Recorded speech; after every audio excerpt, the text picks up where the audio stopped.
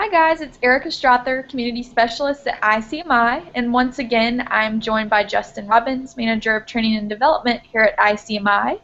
So by now you've probably had a chance to watch the first two parts of this video series. Each Wednesday we've been releasing Training on a Shoestring, What Would MacGyver Do?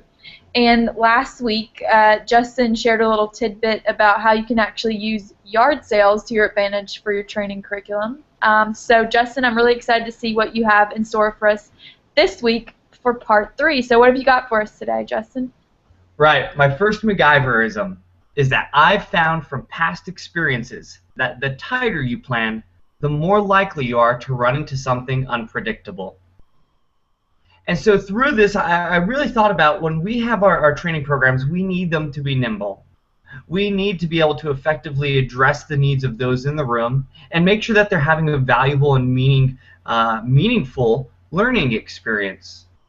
And so one of the tools that we're going to make available for all of you is a learner type assessment to be able to understand who those people are in the room. That's a great tool to have people take on their first day of training and then pass that document along to their supervisor, and as they move throughout your center, know about what that person finds a affinity for. Where are they drawn towards when it comes to learning and their particular style.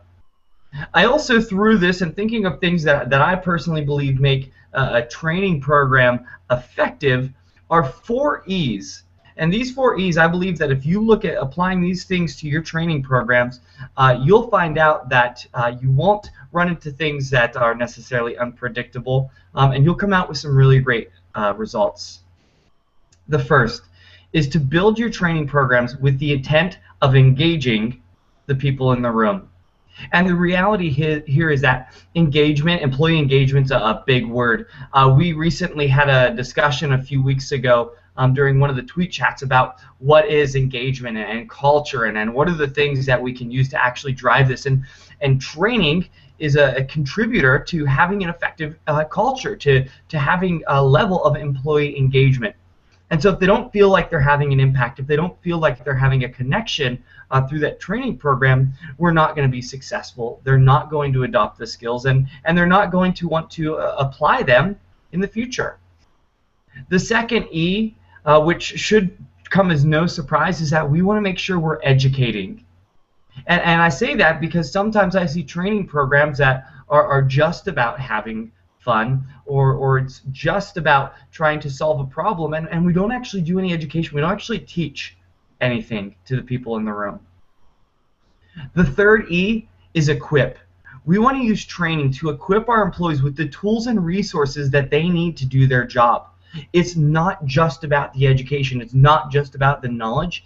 It's how are they able to effectively apply that on the floor, and often it's through the tools, the knowledge, the experiences that we equip them with. And the fourth E that I truly believe has a large impact on the effectiveness of your training program is whether or not people find it entertaining. Reality is, if people are sitting there and they're bored, you might be kind of educating them, you might be kind of equipping them, right? But you're probably not engaging them, and they might come out of that experience, and if you have to go through it anyway, right? If you have to go through the training anyway, it might as well be one that everyone enjoys. Not just the people in the room, but that goes for you, the trainer, as well. My second MacGyverism for this week is maybe it's about time I expanded the realm of possibilities around here. In the first week of the series, one of the things I talked about was social media and tapping into social media and the World Wide Web. And we're going to provide all of you as a resource, if you'd like, a link of various websites that I have personally used throughout my time training, and they could be anything from connecting, right? One of the things we talked about was network. And LinkedIn is a great site that if you're not on, I encourage you to get involved. And ICMI has communities on there, and there are communities specific to different types of skills and different types of contact centers, and I encourage you to use that opportunity to network. One of the things that I had discovered was there were actually pages on Pinterest where trainers would put together different training ideas and then share what those were. And it was a great opportunity to discover new things. And of course there's others like Twitter, and ICMI has our weekly tweet chat series.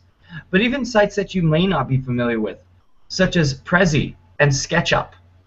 There's a number of them, and I really encourage you to dig into that list, but the point is there is a world of resources at your fingertips, and all of them are free.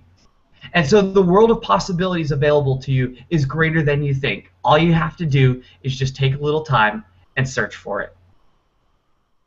Awesome. Well, I personally love Prezi, so I'm glad that you mentioned that, Justin, and I, again, highly encourage you guys to check that out. And also highly encourage you guys to join us every Tuesday, 1 o'clock Eastern Time for ICMI Chat. Just type in hashtag the ICMI Chat to join the fun. As Justin said, we have some great conversations.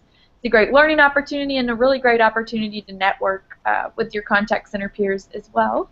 So, Justin, thanks again for a great video tips of the day, and I'm looking forward to part 4 to see what kind of knowledge you have to drop next week. So talk to you again soon. Great. Thanks, Erica.